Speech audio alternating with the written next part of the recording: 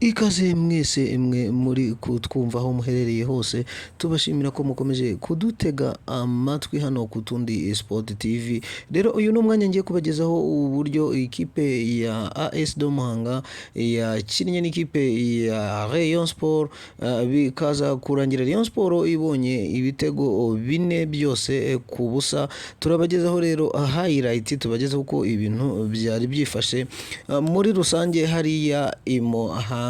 Rero uko byari byifashe, ikipe zombi zatangiye ubona ko zifite morale iri hejuru rwose, ukabona ko amakipe yombi yakaniye. Hanyuma rero Rayon Sport niyo yaje gufungura amazamu bitewe n'ikosa bari bakoreye umukinnyi Prince, bakoreye umukinnyi ikosa rero. Hanyuma wagiye gutera penalty ni Adama Bagayogo, atera penalty ari ku muzamu wa AS do Muhanga. Umupira aragerageza kuwukuramo ariko abadefenseri be ntibatabara, bityo rero igitego cya Rayon Sport kiboneka kuri ubwo buryo. Rero Adama Bagayogo niwe waje gutsinda igitego cya mbere cy'ikipe ya Rayon Sport. Rero ntibyatinze bakomeje gukina, ubona ko amakipe yombi afite ingufu ndetse ari gushaka kugenda pimana imbaraga. Hanyuma uwo bita Rivaldo nawe ashyiramo igitego cya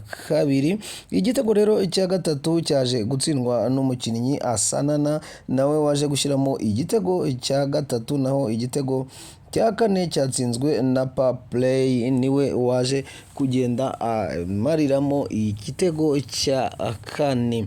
Rero uti byagiye bivugwa bite se, abafana babibonye bate, cyangwa se ahandi ho bari kugenda babibona bate? Bamwe bagize bati iyi kipe ya Rayon Sport kwipima n'ikipe ya AS do Muhanga, ati badukoze nk'ibyo mukeba wabo yakoze akipima n'ikipe y'Intare. Ati ibyo rero ntago biri kugenda bitwereka mu by'ukuri amakipe yacu ameze gute, ahagaze gute ku bijyanye n'abakinnyi yagiye agura.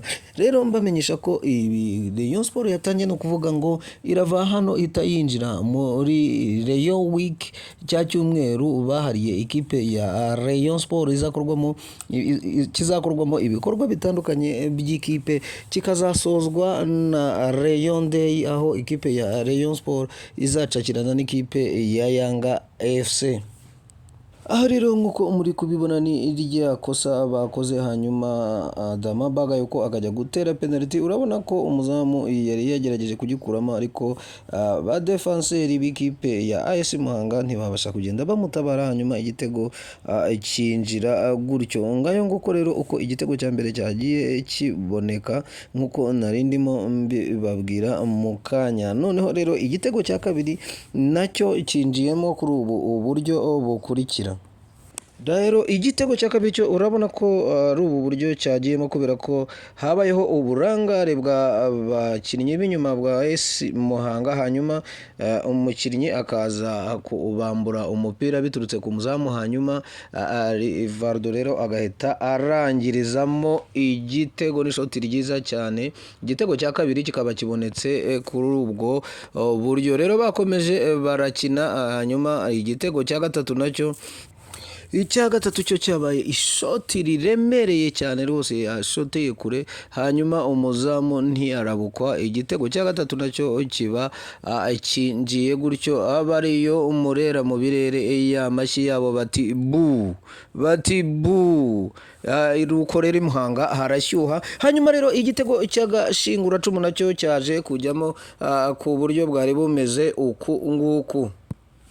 Yes, nguko rero uko byari byifashe ukurikije umwuka wari uri i Muhanga, ahaberaga umukino wa gicuti hagati ya AS do Muhanga n'ikipe ya Rayon Sport. Rero nguko uko byari byifashe, mubonye kuri stade umwuka wari uhari, uburyo abafana ba Gikundiro bari bameze, babonaga ko ari ibintu mu by'ukuri byo kwishimira.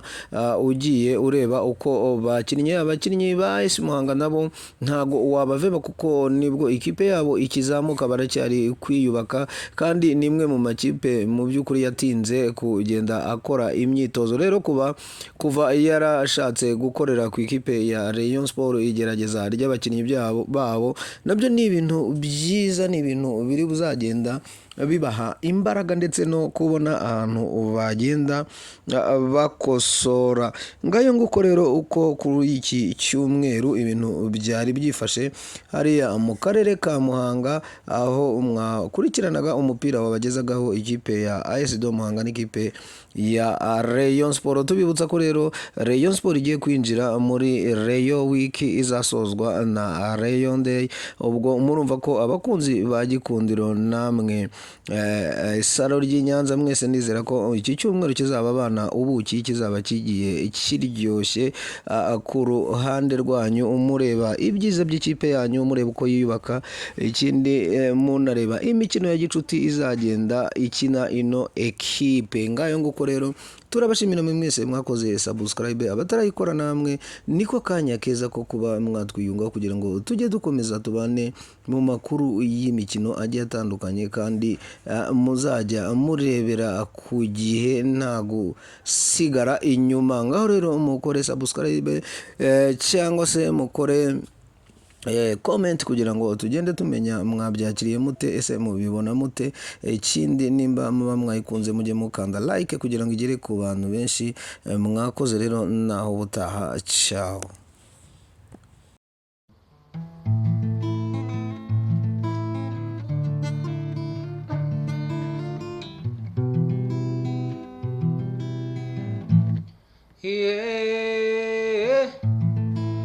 Namenye ibanga mbabwira narindi n'utundi Sport TV.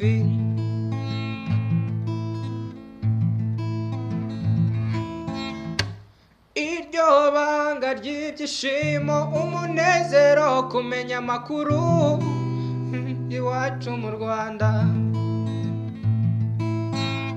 ibijyanye n'imyidagaduro, amakuru y'imikino mubimenyera ku gihe, mubirebera ku gihe.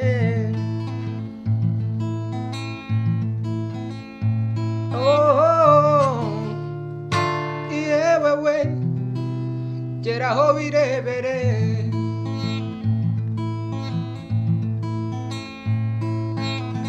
kuri YouTube handika Utundi TV. We